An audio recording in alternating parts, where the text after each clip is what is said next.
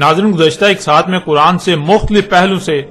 واضح کیا جا چکا کہ ذوالقرنین سلیمان علیہ السلام تھے اور دنیا کی کوئی طاقت حق کا رد نہیں کر سکتی، لیکن اس کے باوجود ایک اور پہلو سے حق آپ پر کھول کر واضح کر دیتے ہیں۔ اللہ سبحانہ و تعالیٰ کا قرآن میں کہنا ہے کہ سلیمان کے لیے پگھلے ہوئے تانبے کا چشمہ بہایا گیا۔ اب سوال یہ پیدا ہوتا ہے کہ اللہ نے قرآن میں سلیمان کے لیے تانبے کا چشمہ بہانے کا ذکر تو کیا، لیکن کیا اللہ سبحانہ و تعالیٰ قرآن میں اس سوال کا جواب دیتا ہے کہ سلیمان کے لیے پگھلے ہوئے تانبے کا چشمہ کیوں بہایا گیا؟ یعنی سلیمان علیہ السلام کو غیر معمولی مقدار میں تانبا کس مقصد کے لیے دیا گیا؟ سلیمان نے اس کو پگھلا کر کب، کہاں اور کیوں استعمال کیا؟ جب قرآن میں دیکھا جائے تو پورے قرآن میں کہیں بھی سلیمان کے نام کے ساتھ کہیں بھی اس تانبے کے استعمال یا اس تانبے کے دیے جانے کے مقصد کا ذکر نہیں کیا گیا، جو کہ بہت بڑے بڑے سوالات ہیں۔ کیونکہ ناظرین، پہلی بات تو یہ ہے کہ اللہ نے سلیمان کے لیے تانبے کا چشمہ بہانے کا ذکر کیا تو آخر کیوں، یہ بتانے کی کوئی وجہ بھی تو ہونی چاہیے تھی۔ تانبے کا چشمہ کیوں بہایا گیا سلیمان کے لیے؟ آخر سلیمان کو اس کی ضرورت کب، کہاں اور کیوں پیش آئی؟ اتنی بڑی مقدار میں تانبے کا استعمال کہاں کیا گیا؟ آپ پورے کا پورا قرآن چھان لیں، آپ کو کہیں بھی سلیمان کا نام استعمال کرتے ہوئے سلیمان کی طرف سے تانبے کے استعمال کا ذکر نہیں ملے گا۔ اور اگر یہ بات مان لی جائے کہ قرآن ان سوالات کے جوابات دینے سے قاصر ہے، خاموش ہے، تو قرآن اپنے ہی دعوے میں غلط ثابت ہو جاتا ہے کہ قرآن میں ہر سوال کا جواب موجود ہے۔ قرآن ہر بات کو بیان کرتا ہے، اور نہ صرف بیان کرتا ہے بلکہ ہر پہلو سے سامنے رکھتا ہے، اور وہ بھی مسئلوں سے۔ اس لیے اگر قرآن ان سوالات کے جوابات نہیں دیتا تو اس کا مطلب بالکل واضح ہو جاتا ہے کہ قرآن اپنے ہی دعوے میں جھوٹا ہے، جو کہ بالکل ناممکن ہے۔ قرآن اپنے دعوے میں جھوٹا ہو ہی نہیں سکتا، قرآن اپنے ہی دعوے میں غلط ہو ایسا ممکن ہی نہیں۔ ناظرین، قرآن نے اگر ان سوالات پر خاموش ہی رہنا تھا تو سوال یہ پیدا ہوتا ہے کہ قرآن نے بلا وجہ ایسی بات ہی کیوں کی؟ اگر قرآن کے پاس ان سوالات کے جوابات ہی نہ تھے تو قرآن نے خود ہی ان سوالات کو جنم کیوں دیا؟ اور اس سے بھی بڑھ کر تو یہ کہ قرآن میں سلیمان کو تانبے کے دیے جانے کا ذکر بے معنی و بے مقصد ہو جاتا ہے، جس کا مطلب اللہ نے اس قرآن کی آیات کو بالحق نہیں اتارا، جو کہ بالکل ناممکن ہے۔ ناظرین، نہ تو قرآن بغیر حق اتارا گیا اور نہ ہی قرآن کوئی بے مقصد و بے معنی بات کرتا ہے، نہ ہی قرآن کوئی ایسا سوال کھڑا کرتا ہے جس کا وہ جواب ہی نہ دے، اور نہ ہی کوئی ایک بھی ایسا سوال ہے جس کا جواب قرآن میں موجود نہ ہو۔ اگر کوئی ایسا کہتا، سوچتا یا سمجھتا ہے کہ قرآن میں ہر سوال کا جواب نہیں ہے، قرآن کسی بھی سوال کا جواب دینے سے قاصر ہے، قرآن ہر بات کو ہر پہلو سے بیان نہیں کرتا، تو اس میں قصور اللہ کا نہیں، قصور قرآن کا نہیں، بلکہ قصور اس کا اپنا ہے۔ قصور ایسا کہنے والے کا اپنا ہے کہ وہ اس معیار پر پورا ہی نہیں اتر رہا جس معیار پر پورا اترنے سے قرآن اپنے راز کھولتا ہے۔ وہ اللہ کے طے کردہ اس قانون پر ہی پورا نہیں اتر رہا جس پر پورا اترنے سے ہی قرآن کھلتا ہے۔ قرآن ہر سوال کا جواب دیتا ہے، قرآن رہنمائی کرتا ہے، اس لیے قصور اللہ کا نہیں، قصور قرآن کا نہیں، بلکہ قصور ایسا کہنے، سوچنے یا سمجھنے والے کا ہے۔ آپ پیچھے یہ بات جان چکے کہ اللہ نے نہ صرف ہر اس بات کو، ہر اس مسئلے یا معاملے کو قرآن میں بیان کر دیا جو انسانوں کو پیش آنا تھا، اور پھر کسی ایک بھی بات، معاملے یا مسئلے کو قرآن میں ایک ہی پہلو سے ایک ہی مقام پر بیان نہیں کیا، بلکہ ہر بات کو، ہر معاملے کو، ہر مسئلے کو ہر پہلو سے ایک سے زائد مقامات پر قرآن میں بیان کیا۔ اس لیے قرآن میں اللہ سبحانہ و تعالیٰ نے ایک مقام پر یہ بتایا کہ سلیمان کے لیے تانبے کا چشمہ بہا دیا، تو اسی قرآن میں کسی دوسرے مقام پر سلیمان ہی کی طرف سے اس تانبے کو کب، کہاں اور کیوں استعمال کیا گیا، اس پر بھی تفصیل کے ساتھ بات کی۔ اور جب اللہ سے یہ سوالات کیے جائیں تو اللہ سبحانہ و تعالیٰ ان سوالات کے جوابات سورہ الکہف میں ذوالقرنین علیہ السلام کے موضوع پر ہی بات کرتے ہوئے دیتا ہے۔ جس کے لیے تانبے کا چشمہ بہایا، ایک مقام پر اس کا نام تو دوسرے مقام پر اس کے اسم سے اس کا ذکر کرتے ہوئے اس تانبے کے استعمال کی تفصیلات بھی بیان کر دی، جس سے یہ بات مزید کھل کر واضح ہو جاتی ہے کہ ذوالقرنین کوئی اور نہیں بلکہ سلیمان بن داؤد علیہ السلام تھے۔ اس کے علاوہ بھی اگر آپ غور کریں تو آپ پر یہ بات واضح ہو جائے گی کہ پورے قرآن میں ایک جگہ پگھلے ہوئے تانبے کا چشمہ بہانے کا ذکر کیا گیا تو دوسری جگہ اس تانبے کے استعمال کا ذکر کیا گیا کہ اسے کب، کہاں، کیوں اور کس مقصد کے لیے استعمال کیا، جس سے یہ بات بالکل واضح ہو جاتی ہے کہ جب تانبا سلیمان کو دیا گیا تو ظاہر ہے استعمال بھی سلیمان نے ہی کیا، یوں ذوالقرنین کوئی اور نہیں بلکہ اللہ کے نبی سلیمان علیہ السلام تھے۔ ناظرین، آپ پر ہر لحاظ سے کھل کر واضح ہو چکا کہ ذوالقرنین سلیمان علیہ السلام تھے، لیکن اب سوال یہ پیدا ہوتا ہے کہ ذوالقرنین سلیمان علیہ السلام تو اس قرآن کے نزول سے پہلے ہی گزر چکے، تو کیا قرآن میں یہ محض ذوالقرنین سلیمان علیہ السلام کا قصہ بیان کیا گیا جس کا قرآن کے نزول سے لے کر آج سات کے قیام تک کے لوگوں کے ساتھ کوئی تعلق نہیں؟ کیونکہ اگر یہ بات مان لی جائے کہ اس قرآن کے نزول سے لے کر آج سات کے قیام تک کے لوگوں کے ساتھ اس واقعے کا کوئی تعلق نہیں، یہ محض گزرے ہوں کا قصہ سنایا جا رہا ہے، تو اس کا مطلب قرآن میں اساطیر الاولین ہے، یعنی یہ محض پہلوں کی سطریں ہیں، قصے کہانیاں ہیں، اس سے بڑھ کر کچھ نہیں۔ اور پھر سوال یہ پیدا ہوتا ہے کہ کیا یہی حق ہے یا پھر حق اس کے بالکل برعکس کچھ اور ہے؟ اس قرآن میں قرآن کے نزول سے پہلے جو گزر چکے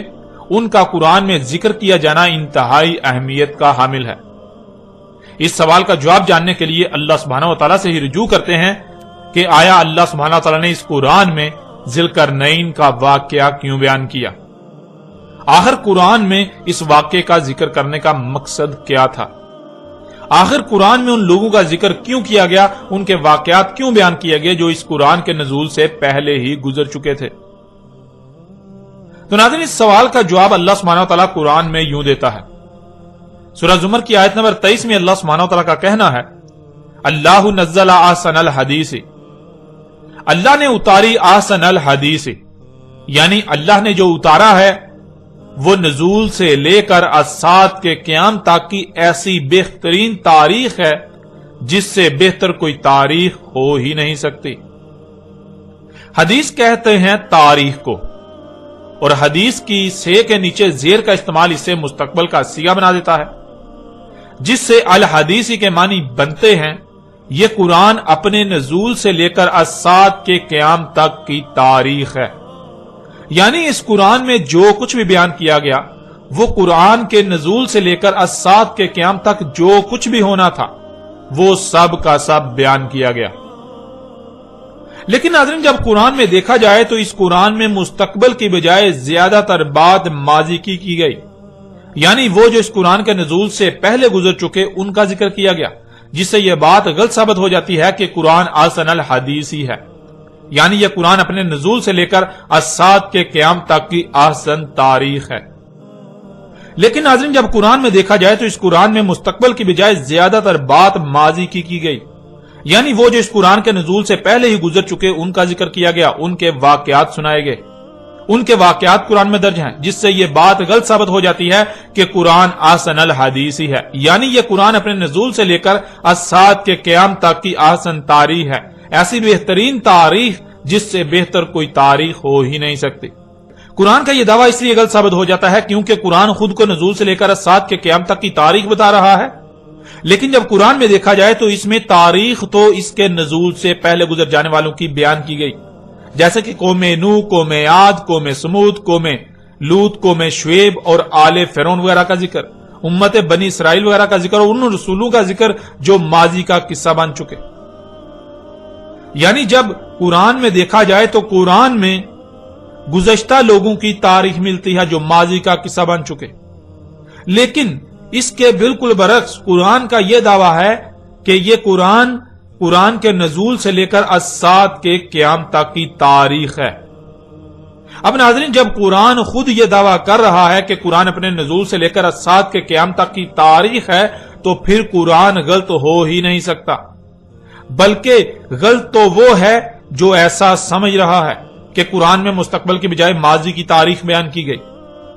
کیونکہ قرآن یہ بھی واضح کر دیتا ہے کہ اس قرآن میں اساطیر الاولین نہیں بلکہ مسئلیں بیان کی گئیں۔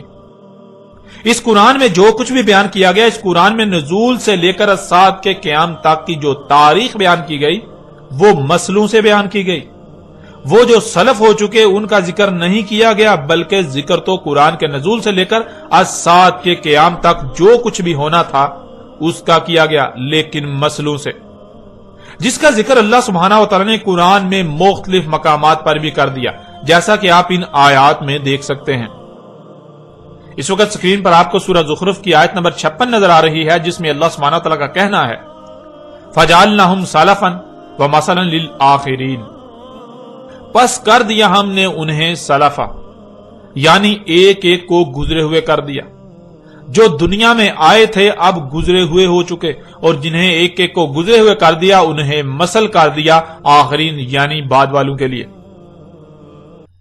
ناظرین، یہاں سوال یہ پیدا ہوتا ہے کہ کن کو سلفا کر دیا، یعنی جو بھی دنیا میں آئے ان میں سے ایک ایک کو گزرا ہوا کر دیا، وہ کون ہیں، کن کو کر دیا؟ اس آیت کے آخر میں لفظ آخرین آیا ہے جو کہ اولین کی ضد ہے، جس سے یہ بات بالکل واضح ہو جاتی ہے کہ اولین کو سلفا کر دیا گیا۔ اس کے علاوہ بھی اگر آپ سورہ زخرف کی اس آیت سے پچھلی آیات کو دیکھیں تو آپ پر واضح ہو جائے گا کہ پیچھے اولین کا ہی ذکر کیا جا رہا ہے، یعنی اس قرآن کے نزول سے پہلے جو لوگ گزر چکے وہ نہ صرف گزر چکے بلکہ اللہ نے ان کو مثل کر دیا، کن کے لیے؟ اس قرآن کے نزول سے لے کر الساعت کے قیام تک آنے والوں کے لیے۔ اس آیت میں اللہ سبحانہ و تعالی نے یہ بات بالکل کھول کر اور دو ٹوک الفاظ میں واضح کر دی کہ اس قرآن کے نزول سے پہلے جو بھی دنیا میں آیا، خواہ وہ کوئی رسول تھا،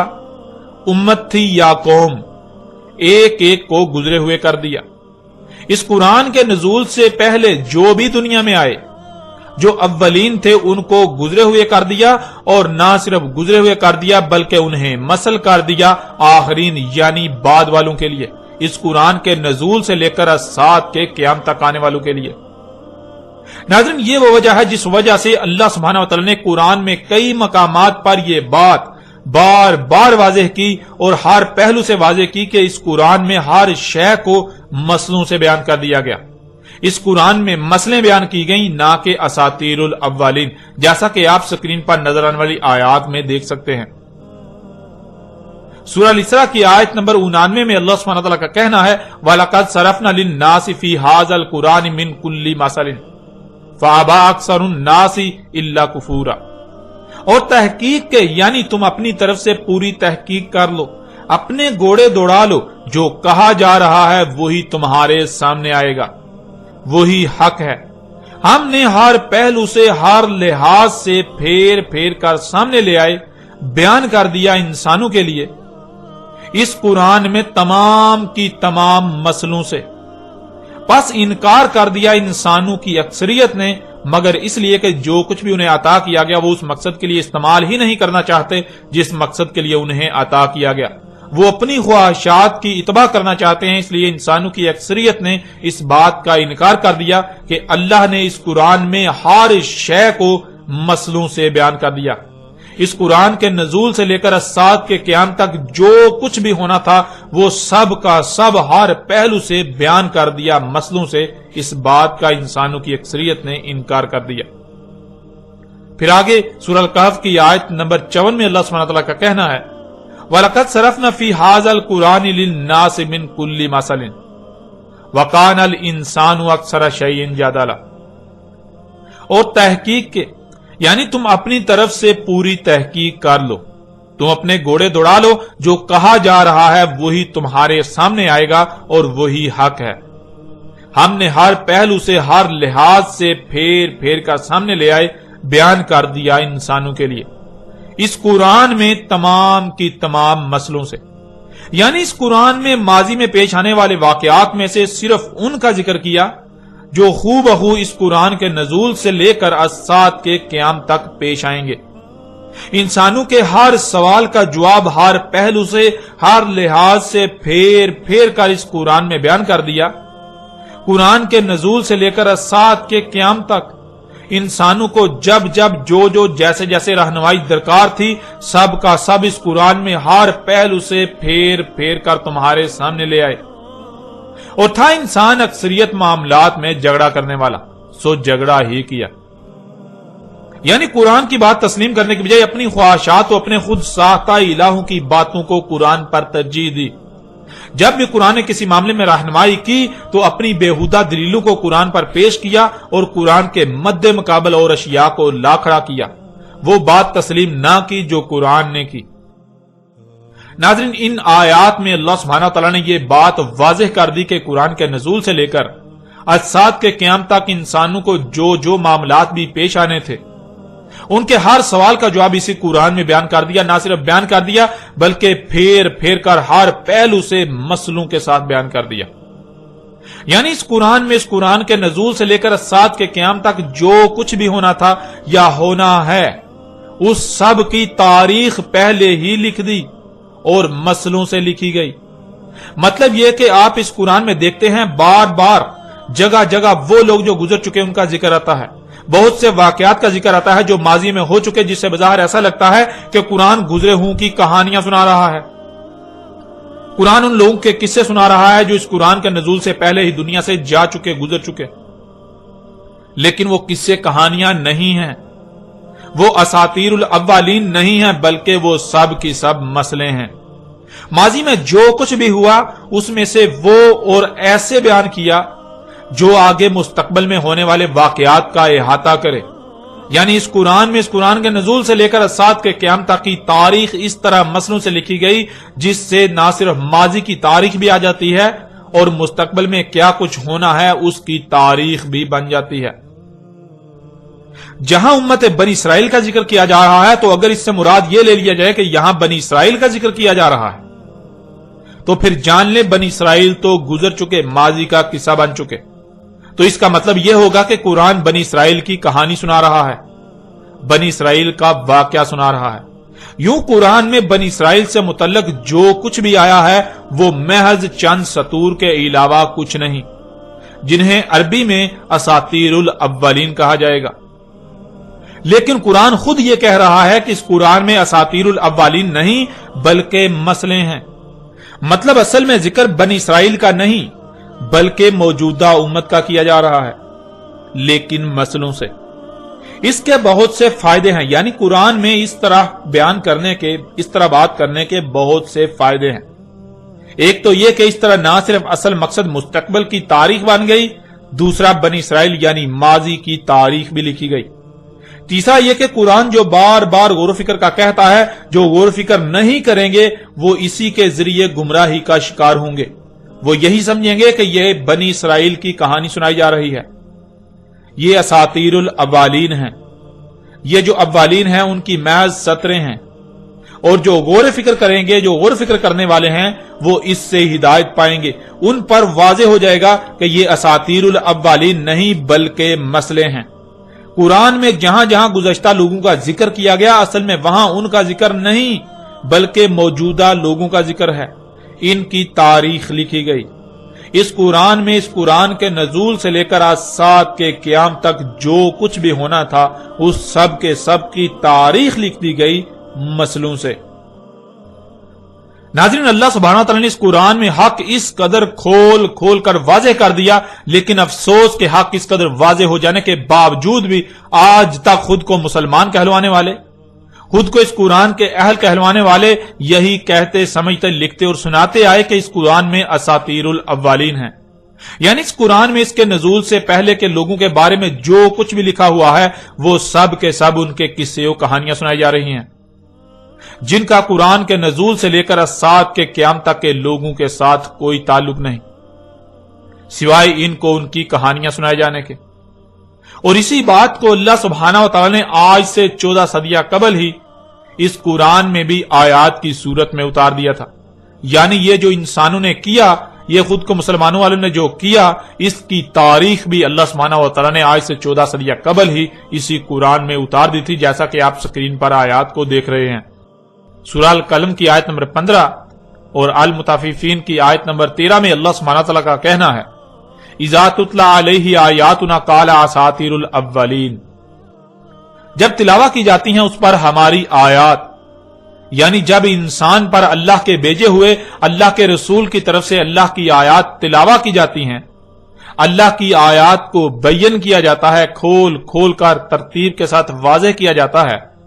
تو آگے سے انسان کا جواب یہ ہوتا ہے، انسان کہتا ہے اساطیر الاولین،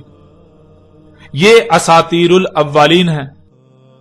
یعنی یہ جو کچھ بھی قرآن میں گزشتہ لوگوں کے بارے میں آیا ہے یہ تو محض پہلو کی سطریں ہیں، اس سے بڑھ کر کچھ نہیں۔ یہ تو ان کے قصے، کہانیاں، ان کے واقعات سنائے جا رہے ہیں جن کا موجودہ انسانوں کے ساتھ کوئی تعلق نہیں۔ پیچھے آپ پر واضح کیا جا چکا کہ اساطیر الاولین اس طرح ثابت ہوتی ہیں جب یہ کہا جائے کہ یہ تو گزشتہ لوگوں کی بات کی جا رہی ہے جس کا ہمارے ساتھ کوئی تعلق نہیں، اور یہی موجودہ انسانوں کا کہنا ہے جو آج تک کہتے آئے اور کہہ رہے ہیں، جو قرآن پر ایمان رکھنے کے دعوے دار ہیں، اور مزید کیا کہتے ہیں یہ بھی اللہ سبحانہ وتعالی نے قرآن میں بیان کر دیا۔ لَقَدْ وُعِدْنَا هَٰذَا نَحْنُ وَآبَاؤُنَا مِن قَبْلُ إِنْ هَٰذَا إِلَّا أَسَاطِيرُ الْأَوَّلِينَ۔ تحقیق یعنی انسان کہہ رہے ہیں، انسانوں کا کہنا ہے کہ تم اپنی تحقیق کر لو، تمہارے سامنے یہی بات آئے گی، وعدہ ہے ہمارا، یہ ہم اور ہمارے آباء و اجداد اس سے پہلے نہیں ہے مگر یہ اساطیر الاولین، یعنی یہ ہمارا وعدہ ہے، تم اپنی تحقیق کر لو، تمہارے سامنے یہی آئے گا۔ ہم یعنی موجودہ وہ لوگ جو قرآن کی ترجمانی کے دعوے دار ہیں، جو علماء و مفسر ہیں، اور جو ہمارے آباء و اجداد یعنی جو ہم سے پہلے گزر چکے، جنہوں نے قرآن کی تفاسیر لکھی، تمہیں اس کے سوا اور کوئی بات نہیں ملے گی کہ یہ جو کچھ بھی ہے یہ محض ان کی سطریں یعنی محض قصے و کہانیاں ہیں جو قرآن کے نزول سے پہلے گزر چکے، یہ مسئلے نہیں ہیں، یہ اساطیر الاولین ہیں۔ اس طرح آپ اگلی آیت میں دیکھیں، وَإِذَا قِيلَ لَهُم مَاذَا أَنزَلَ رَبُّكُمْ قَالُوا أَسَاطِيرُ الْأَوَّلِينَ، اور جب کہا جاتا ہے ان کو کیا ہے جو اتارا تھا تمہارے رب نے، آگے سے جواب دے رہے ہیں اساطیر الاولین، یعنی جب ان کو یہ کہا جاتا ہے، ان سے یہ پوچھا جاتا ہے کہ بتاؤ اس قرآن میں اللہ نے کیا اتارا، یہ جو قوم نوح کے واقعات ہیں، یہ جو قوم عاد کے واقعات ہیں، یہ جو قوم سمود کے واقعات ہیں، یہ جو قوم شعیب، قوم لوط، آل فرعون وغیرہ کے واقعات ہیں، بنی اسرائیل کا ذکر کیا گیا، یعنی قرآن میں جو گزشتہ ہلاک شدہ اقوام، گزشتہ لوگوں کا ذکر کیا گیا، اس قرآن کے نزول سے پہلے کے لوگوں کا ذکر کیا گیا، یہ سب کا سب کیا ہے؟ تو آگے سے ان کی طرف سے یہی جواب آئے گا، یہ یہی کہہ رہے ہیں کہ یہ اساطیر الاولین ہیں، یہ تو پہلے لوگوں کی محض سطور ہیں، اس سے بڑھ کر کچھ نہیں، یہ تو ان کے قصے و کہانیاں ہیں۔ پھر اس طرح اگلی آیت میں دیکھیں، سورہ انفال کی آیت نمبر 13، وَإِذْ تُتْلَىٰ عَلَيْهِمْ آيَاتُنَا قَالُوا قَدْ سَمِعْنَا لَوْ نَشَاءُ لَقُلْنَا مِثْلَ هَٰذَا إِنْ هَٰذَا إِلَّا أَسَاطِيرُ الْأَوَّلِينَ، اور جب ہمارا بھیجا ہوا رسول تلاوت کر رہا ہے ان پر ہماری آیات، یعنی ہماری آیات کو کھول کھول کر واضح کر رہا ہے، تو آگے سے ان کا یہ رد عمل آتا ہے، تحقیق سن چکے ہم، اگر ہمارا قانون ہوتا یعنی اگر یہی دین ہوتا ہمارے نزدیک تو ہم اس کے لیے یعنی دین کے لیے بالکل ایسے ہی کہتے جو تم کہہ رہے ہو، یعنی ہمارے نزدیک دین یہ نہیں ہے جسے تو دین کہہ رہا ہے، اگر ہم بھی اسے ہی دین سمجھتے جسے تو دین کہہ رہا ہے تو ہم بھی یہی سب کہتے جو تو کہہ رہا ہے کہ یہ مسئلے ہیں، نہیں ہے یہ مگر اساطیر الاولین، یعنی یہ قرآن میں جو کچھ بھی گزشتہ لوگوں کے بارے میں آیا ہے اس کا ہمارے ساتھ کوئی تعلق نہیں، یہ دین نہیں ہے، یہ تو محض اولین کی سطریں ہیں، یہ تو قرآن کے نزول سے پہلے جو لوگ گزر چکے ان کے قصے و کہانیاں ہیں، ان سے بڑھ کر کچھ نہیں۔ ناظرین، آپ پر یہ بات بالکل کھول کر واضح ہو چکی کہ اللہ سبحانہ تعالیٰ نے اساطیر الاولین نہیں بلکہ اس قرآن میں مسلوں سے، اس قرآن کے نزول سے لے کر الساعۃ کے قیام تک کی تاریخ بیان کی۔ آپ ہر لحاظ سے بالکل واضح طور پر یہ جان چکے ہیں کہ اس قرآن میں اساطیر الاولین نہیں ہے بلکہ مسئلے ہیں۔ جہاں قوم نوح کا ذکر کیا جا رہا ہے تو وہ اصل میں قوم نوح نہیں بلکہ موجودہ قوم یعنی دنیا میں آباد موجودہ لوگ ہیں جن کا ذکر کیا جا رہا ہے قوم نوح کی مسل سے، کیونکہ قوم نوح تو اولین میں سے تھی، اولین کو سلف کر دیا گیا، اور نہ صرف سلف یعنی گزرے ہوئے کر دیا گیا بلکہ انہیں مسل کر دیا گیا آخرین یعنی بعد والوں کے لیے۔ جہاں قوم نوح کے الفاظ آئے ہیں تو وہاں اصل میں ذکر ان کی مسل موجودہ قوم کا ہے، इसी तरह कुरान में जहां जहां अव्वलीन का जिक्र आया है तो वहां असल में उनका जिक्र नहीं, कौम आद, कौम समूद, कौम लूत, कौम शुएब या आले फिरौन का जिक्र नहीं, उम्मत बनी इसराइल का जिक्र नहीं, बल्कि वो तो तुम्हारी ही तारीख बयान कर दी गई थी मगर मसलों से। जहां जहां उम्मत बनी इसराइल का जिक्र आता है तो वहां असल में बनी इसराइल का जिक्र नहीं किया जा रहा, बल्कि बनी इसराइल को तो सलफ यानी गुजरे हुए कर दिया गया, और उन्हें ना सिर्फ गुजरे हुए कर दिया बल्कि मसल कर दिया बाद वालों के लिए। तो जरा गौर करें, उम्मत बनी इसराइल तो सलफ हो चुकी, और उनकी मसल कौन सी उम्मत है? उनके बाद कौन सी उम्मत आई? उनके बाद कौन है जिन्हें उम्मत बनाया गया? जो उनके बाद वाली उम्मत है। नाज़रीन, जिनको सलफ यानी गुजरे हुए कर दिया, उनको सिर्फ गुजरे हुए नहीं बल्कि मसल कर दिया बाद वालों के लिए। यानी जो भी इस कुरान के नजूल से पहले इस दुनिया में आए वो ना सिर्फ गुजरे हुए हो गए बल्कि उन्हें मसल कर दिया इस कुरान के नजूल से लेकर आज के क़याम तक के लोगों के लिए। इसलिए इस कुरान में जहां भी गुज़श्ता हलाक शुदा लोगों का जिक्र हो रहा हो, इस कुरान में जहां भी गुज़श्ता लोगों का जिक्र किया जा रहा हो, वो असल में उनका जिक्र नहीं है। वो असल में उनका जिक्र करके आपको उनके किस्से कहानियां सुनाना मकसद नहीं है, बल्कि वो तो इस कुरान के नजूल से लेकर सात के क़याम तक की तारीख बयान की जा रही है मगर मसलों से। असल में जिक्र गुजरे हुओं का नहीं बल्कि बाद वालों का किया गया। जिक्र इस कुरान के नजूल से पहले वालों का नहीं बल्कि जिक्र तो इस कुरान के नजूल से लेकर सात के क़याम तक आने वालों का किया गया। जैसे कि जहां भी कौम नूह का जिक्र आता है तो वो कौम नूह का जिक्र नहीं किया जा रहा, असल में मौजूदा कौम का जिक्र किया जा रहा है। कौम नूह की मसल से वो असल में जिक्र मौजूदा कौम का है। और अगर इसके बावजूद भी कोई ये कहता है कि वहां कौम नूह का ही जिक्र किया जा रहा है, उसका मौजूदा कौम के साथ कोई ताल्लुक नहीं, तो उसका मतलब वो ये दावा कर रहा है कि कुरान में मसले नहीं बल्कि असातीरुल अव्वलीन हैं। ऐसा ही कुरान में जहां जहां उम्मत बनी इसराइल का जिक्र किया गया वहां असल में जिक्र उम्मत बनी इसराइल का नहीं बल्कि उम्मत बनी इसराइल को तो सलफ कर दिया गया, और जिन्हें सलफ कर दिया गया ना सिर्फ सलफ बल्कि उन्हें मसल कर दिया बाद वालों के लिए। इसलिए वहां असल में जिक्र उम्मत बनी इसराइल की मसल इस मौजूदा उम्मत का किया जा रहा है। और नाज़रीन, इसी बात को एक दूसरे पहलू से भी आपके सामने रखते हैं, आप पर बिल्कुल खोल कर वाज़ेह कर देते हैं। इस कुरान में तमाम की तमाम आयात हैं। आयात लफ्ज जमा का सीगा है और इसका वाहद है आयत, और लफ्ज आयत जिद है बैन की। बैन कहते हैं शय का हर लिहाज से, हर पहलू से वाज़े होना, उसका राई बराबर हिस्सा भी कोई पहलू भी पोशीदा ना होना, छुपा हुआ ना होना। यानी किसी भी शय का जिसका जिक्र किया जा रहा है उसका हर पहलू से उसका अंग अंग बिल्कुल खुलम खुला सामने होना, वाज़े होना। और इसके बरक्स आयत कहते हैं पूरी की पूरी शय को छुपा देना या छुपे हुए होना, और उसका छोटा सा हिस्सा, छोटा सा पहलू सामने होना जो आयत कहलाएगा, जिसमें गौर करने यानी जिसकी गहराई में जाने से वो क्या था जो छुपा दिया गया, जो छुपा हुआ है वो खुल कर सामने आ जाएगा। यानी आयत कहते हैं जो सामने नजर आ रहा है वो असल हकीकत नहीं बल्कि असल हकीकत आप पर उस वक्त तक वाज़े नहीं होगी जब तक कि आप उसमें गौर नहीं करते, उसकी गहराई में नहीं जाते। जो सामने नजर आ रहा है वो असल हकीकत पर पड़ा हुआ पर्दा है। जो सामने नजर आ रहा है जो कि आयत है वो असल हकीकत नहीं बल्कि असल हकीकत पर पड़ा हुआ पर्दा है। जब तक आप उस पर्दे के पीछे नहीं जानते तब तक हकीकत आपके सामने नहीं आएगी।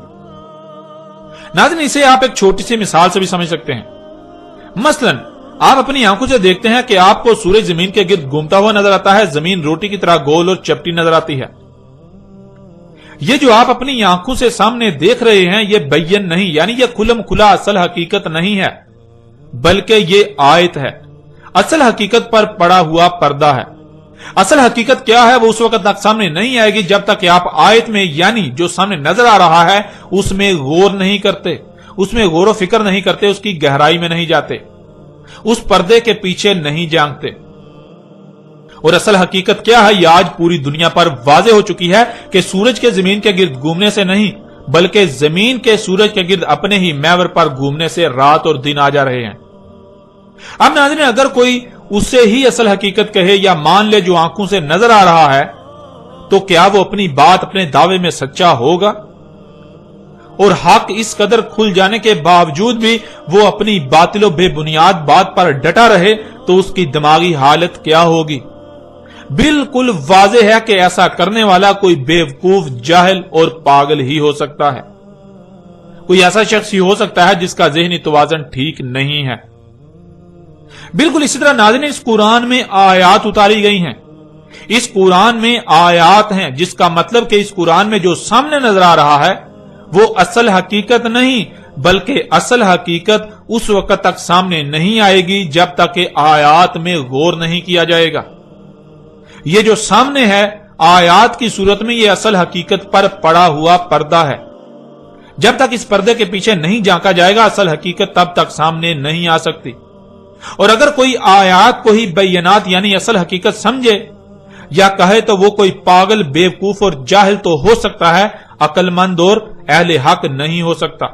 وہ اپنی بات، اپنے دعوے میں باطل و بے بنیاد اور جھوٹا تو ہو سکتا ہے مگر سچا ہرگز نہیں۔ اس لیے ناظرین، جہاں بھی قرآن میں گزشتہ لوگوں کا ذکر کیا گیا وہ اصل حقیقت نہیں ہے، بلکہ اصل حقیقت اس وقت تک سامنے نہیں آئے گی جب تک کہ آپ انہیں آیات تسلیم کرتے ہوئے ان میں غور نہ کر لیں، اسے پردہ تسلیم کرتے ہوئے اس پردے کے پیچھے نہ جھانک لیں۔ اس قرآن میں جہاں قوم نوح کا ذکر ہے تو قوم نوح آیت ہے، جب اس میں غور کیا جائے، اسے بیان کیا جائے تو قوم نوح کی بجائے اصل میں ذکر وہاں اس موجودہ قوم کا کیا جا رہا ہے۔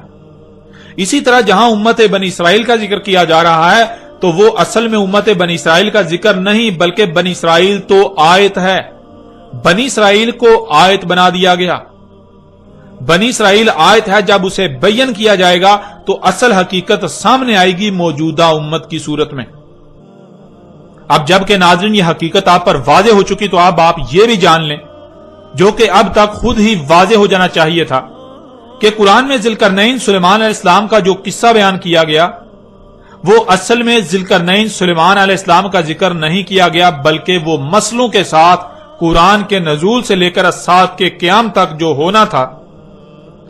آج سے 14 صدیاں قبل ہی اس کی تاریخ اتار دی گئی تھی۔ تاریخ کہتے ہیں حادثے کے وقوع پذیر ہو جانے کو، یعنی کچھ ہوا تو اس کے بارے میں اس کے بعد جو لکھا جائے کہ وہ کب، کیوں، کیسے ہوا، تاریخ کہلاتی ہے۔ ناظرین، کوئی بھی تاریخ دان اس وقت تک تاریخ نہیں لکھ سکتا جب تک کہ واقعہ وقوع پذیر نہیں ہو جاتا۔ قرآن اللہ کی اتاری ہوئی تاریخ ہے، اور اللہ کے لیے ماضی، حال، مستقبل کچھ بھی پوشیدہ نہیں ہے۔ اس لیے اللہ نے انسانوں کے نزدیک اس کی تاریخ اتار دی جو مستقبل میں ہونا تھا، یعنی جو انسانوں کے نزدیک مستقبل تھا، اللہ نے آج سے 14 صدیاں قبل ہی اس کی تاریخ اتار دی۔ ناظرین، قرآن میں ذوالقرنین سلیمان علیہ السلام کا ذکر کیا جانا کہ اسے پوری زمین میں مکن دیا گیا، اس وقت علاقائی حکومتوں کے ساتھ ساتھ عالمی حکومت بھی قائم تھی جو کہ سلیمان علیہ السلام کی تھی، یعنی پوری دنیا میں علاقائی حکومتوں کو سلیمان علیہ السلام کنٹرول کرتے تھے، پوری دنیا کی حکومتیں سلیمان علیہ السلام کے تابع تھیں۔ تو ایسے ہی قرآن کے نزول سے لے کر الساعۃ کے قیام تک ہونا تھا۔ ایک وقت ایسا آنا تھا جب دنیا میں ایسا ہونا تھا، جس کی تاریخ اللہ سبحانہ تعالی نے آج سے 14 صدیاں قبل ہی اتار دی تھی۔ یعنی قرآن کے نزول کے بعد جب الساعۃ بالکل سر پر آ جانا تھی، تب دنیا کو گلوبل ولیج بن جانا تھا، دنیا کو ایک عالمی گاؤں کی حیثیت اختیار کر جانا تھی۔ علاقائی حکومتیں ہونے کے باوجود ان کو ایک عالمی حکومت کے ماتحت آنا تھا۔ ذوالقرنین سلیمان علیہ السلام کے پاس تیز ترین فضائی سفر کے اسباب ہوتے ہیں، جس سے زمین کے مغرب و مشرق کے سفر کیے جاتے ہیں، یعنی قرآن کے نزول سے لے کر الساعۃ کے قیام تک ایسا وقت آنا تھا جب انسانوں کو ایسے اسباب حاصل ہو جانا تھے جن سے وہ ہوا میں انتہائی تیز رفتاری سے زمین کے مغرب و مشرق کے سفر کریں گے۔ ذوالقرنین کا ایسے لوگوں سے کلام کرنا جو کہ کسی ایک بھی بات کو سمجھنے کی صلاحیت نہیں رکھتے، یہ قرآن کے نزول سے لے کر الساعۃ کے قیام تک ہونا تھا کہ انسانوں کے ایسے اسباب حاصل ہو جانا تھے جن سے آپس میں ایسی ایسی قوموں سے کلام کرنا تھا کہ جن کا ایک لفظ بھی سمجھنے کی صلاحیت نہ رکھتے ہوں۔ تماثیل بنانا تھی، یعنی وہ جو گزشتہ ہلاک شدہ اقوام نے خلق کیا تھا، بالکل وہی قرآن کے نزول سے لے کر الساعۃ کے قیام تک ایسا وقت آنا تھا کہ جب ایسا سب کچھ خلق کیا جانا تھا۔ تماثیل خلق کی جانی تھی، بلند و بانگ رواسیات خلق کرنا تھی، یعنی بلند و بانگ چوٹیاں جو کہ عمارتیں ہیں وہ خلق کرنا تھی، انتہائی تباہ کن اسلحہ خلق کرنا تھا، طرح طرح کے اسباب خلق کرنے تھے جو گزشتہ ہلاک شدہ اقوام نے خلق کیا تھا۔ ذوالقرنین نے مغرب کا سفر کیا، وہاں پہنچا جہاں خشکی ختم اور آگے سمندر ہی سمندر ہے، جہاں سے سورج گرم پانیوں میں ڈوبتا ہوا نظر آتا ہے۔ وہاں جو قوم تھی وہ دنیا میں فساد کی جڑ تھی، یعنی قرآن کے نزول سے لے کر سات کے قیام تک جب زمین میں فساد عظیم بپا ہونا تھا، ایسے اسباب وجود میں آ جانا تھے، ترقی کے نام پر فساد عظیم ہونا تھا، تب مغرب میں جہاں خشکی ختم اور وہاں سے سورج گرم پانیوں میں ڈوبتا ہوا نظر آتا ہے، وہاں جو قوم ہونا تھی، یعنی دنیا کے مغرب میں جہاں خشکی ختم ہوتی ہے تو آخری جو خشکی کا مقام ہے، وہاں جو قوم ہونا تھی، اس قوم نے زمین میں فساد کی بنیاد، فساد کی جڑ ہونا تھا۔ اور ذرا غور کریں، کیا آج ایسا ہوا؟ کیا آج ایسا ہو رہا ہے؟ کیا آج واقعتاً ایسے خطے میں ایسی قوم آباد ہے جو زمین میں فساد کی جڑ ہے، فساد کی بنیاد ہے، جہاں کے شیاطین زمین و آسمانوں میں فساد عظیم کر رہے ہیں؟ جب غور کریں تو ہاں، بالکل وہ خطہ آج موجود ہے جسے دنیا امریکہ کا نام دیتی ہے، اور امریکی قوم جو دنیا میں فساد کی جڑ ہے، فساد کی بنیاد ہے۔ اسی طرح ذوالقرنین کے مشرق کے سفر کا ذکر کیا گیا، وہاں ایسی قوم جب سورج طلوع ہوتا ہے تو سب سے پہلے اسی قوم پر طلوع ہوتا ہے، اس کے بعد باقی اقوام پر طلوع ہوتا ہے۔ اس قوم نے زمین میں فساد عظیم بپا کرنا تھا، اور آج وہ قوم موجود ہے جسے چینی اور جاپانی قوم کہا جاتا ہے۔ یہی وہ قوم ہے مشرق کی جانب کے جب سورج طلوع ہوتا ہے تو سب سے پہلے اسی قوم پر طلوع ہوتا ہے، اس کے بعد باقی اقوام پر طلوع ہوتا ہے۔ اسی طرح تیسرا سفر جو مغرب و مشرق کے درمیان تھا، وہاں جو خطہ ہے، اس خطے میں قرآن کے نزول سے لے کر سات کے قیام تک ایسی قوم نے آنا تھا جس نے زمین میں تباہی مچانا تھی، فساد کرنا تھا، لوگوں کے اموال لوٹنا تھے، اور وہ خطہ یورپ اور روس کا خطہ بنتا ہے۔ اور آج بالکل یہ قوم بھی فساد کر رہی ہے، پوری دنیا کے وسائل لوٹ رہی ہے۔ مغرب و مشرق میں جن اقوام کا ذکر کیا گیا، یہ موجودہ دور کی تاریخ بیان کی گئی تھی۔ قرآن کے نزول کے بعد جب اعظم فتنہ یعنی دجال کا ظہور ہونا تھا، اس کے پیچھے 3 اقوام کو ہونا تھا۔ ان میں سے ایک دنیا کے مغرب میں آباد امریکی قوم، دوسری دنیا کے مشرق میں آباد چینی اور جاپانی قوم، اور تیسری ان دونوں کے وسط میں آباد روسی اور یورپی قوم۔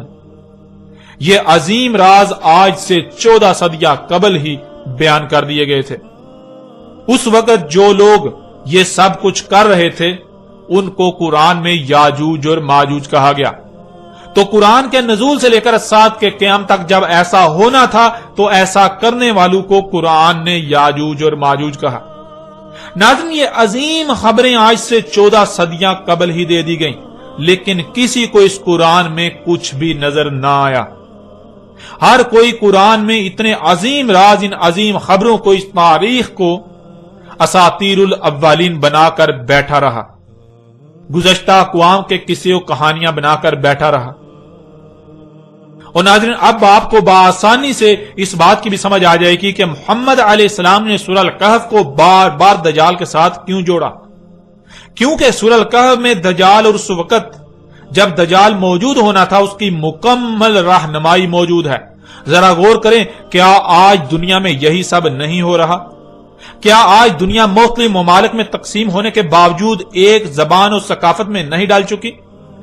قومیں ایک دوسرے کی زبان کا ایک لفظ بھی سمجھنے کی صلاحیت نہ ہونے کے باوجود اسباب کے ساتھ روانی سے ایک دوسرے سے کلام نہیں کر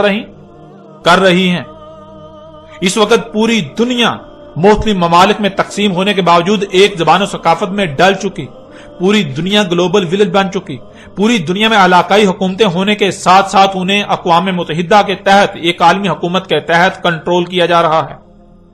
دنیا ایک عالمی گاؤں کی حیثیت اختیار کر چکی ہے۔ ناظرین، کیا آج اسباب کے ذریعے دنیا کی کسی بھی قوم سے گفتگو کرنا ممکن نہیں ہو چکا؟ یہاں تک کہ نہ صرف ممکن بلکہ انتہائی آسانی کے ساتھ ان لوگوں کے ساتھ بات چیت کی جا سکتی ہے اور کی جا رہی ہے جن کے ساتھ ان اسباب سے قبل بات کرنے کا تصور بھی نہیں کیا جا سکتا تھا۔ ناظرین، کیا آج دنیا کے مغرب و مشرق تک انتہائی تیز رفتار پرسکون اور ہوائی سفر ممکن نہیں ہو چکا؟ کیا آج بڑے پیمانے پر لوہا، تانبا اور طرح طرح کی اشیاء کو زمین اور پہاڑوں سے نہیں نکالا جا رہا؟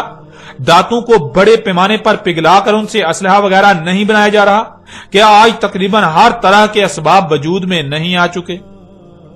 کیا آج اسی طرح زمین میں فساد نہیں کیا جا رہا جیسے ذوالقرنین سلیمان علیہ السلام کے وقت کیا جا رہا تھا؟ کیا جیسے اس وقت ہر کوئی دجال کے فتنے کا شکار تھا سوائے اس کے جس کی خالص اللہ نے اپنی طرف سے رہنمائی کی، اور اکثریت دجال کے فتنے کا شکار ہو کر اسے ترقی و خوشحالی کا نام دے رہی تھی، انسانیت کی خدمت قرار دے رہی تھی؟ آج بھی یہ سب وہی نہیں ہو رہا؟ آج بھی یہ وہی سب نہیں ہو رہا؟ آج بھی پوری دنیا کے انسان اس دجال کے فتنے کا شکار نہیں ہو چکے؟ آج بھی فساد کو ترقی اور انسانیت کی خدمت کا نام نہیں دیا جا رہا؟ جیسے اس وقت جنیاتی تبدیل شدہ بیجوں سے اگائی جانے والی فصلوں کے استعمال سے دن بدن بیماریاں بڑھتی جا رہی تھیں اور بچے مفلوج پیدا ہو رہے تھے، کیا آج بھی ویسا ہی نہیں ہو رہا؟ آج بھی بیماریاں دن بدن بڑھتی نہیں چلی جا رہی اور بچے مفلوج پیدا نہیں ہو رہے؟ ذوالقرنین نے دو قوموں کے درمیان سد بنا کر ایک دوسرے کی طرف جانے پر روک لگا دی، یعنی مضبوط بارڈر تعمیر کر دیا، اور یہ اللہ سبحانہ تعالیٰ نے آج کی تاریخ اتاری تھی۔ آج کی تاریخ، آج جو ہو رہا ہے، جو ہو چکا، اس کی تاریخ اتاری تھی۔ ذرا غور کریں کہ آج پوری دنیا میں بارڈر تعمیر کر کے قوموں کا ایک دوسرے کی طرف سفر اس قدر ناممکن نہیں کر دیا گیا؟ کیا قوموں کے درمیان دیواریں تعمیر نہیں کر دی گئیں، رکاوٹیں نہیں کھڑی کر دی گئیں؟ آج پوری دنیا میں قوموں کے درمیان دیواریں تعمیر کر دی گئیں، یعنی بارڈر کھڑے کر دیے گئے کہ کوئی قوم ادھر سے ادھر نہ آ سکے اور ادھر سے ادھر نہ جا سکے۔ یہ اللہ سبحانہ تعالیٰ نے آج سے 14 صدیاں قبل ہی آج کی تاریخ اتاری تھی۔ اللہ سبحانہ تعالیٰ نے قرآن میں مسلوں سے آج سے 14 صدیاں قبل ہی آج کی تاریخ بیان کر دی تھی، جسے آج تک قصے و کہانیاں بنا دیا گیا۔ اب ذرا غور کریں، قرآن میں سورہ الکہف کی ان آیات کو اتارنے کا مقصد کیا تھا؟ کیا یہ ذوالقرنین اور ان قوموں کی کہانی سنائی جا رہی ہے؟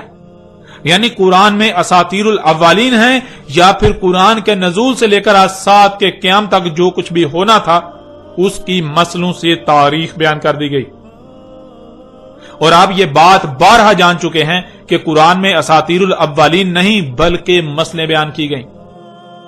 قرآن میں آیات ہیں، بینات نہیں ہیں۔ یعنی سورہ الکہف کی آیات میں جو سامنے نظر آ رہا ہے وہ اصل حقیقت نہیں، بلکہ اصل حقیقت تو اس کے پردے میں چھپا دی گئی، ان آیات کے پردے میں چھپا دی گئی۔ اصل میں ذوالقرنین علیہ السلام اور ان قوموں کا ذکر کرنا مقصود نہیں تھا، بلکہ اصل میں تو ذوالقرنین اور ان قوموں کے پردے میں دنیا میں آباد موجودہ قوموں کا ذکر کیا گیا، ان کی تاریخ اتاری گئی تھی۔ ذوالقرنین اور وہ قومیں تو سلف ہو چکی، اور جنہیں سلف کر دیا گیا انہیں نہ صرف سلف بلکہ مسل کر دیا گیا بعد والوں کے لیے۔ تو یہاں سلف کے پردے میں اصل ذکر مسل کا ہو رہا ہے، جو کہ موجودہ اقوام ہیں۔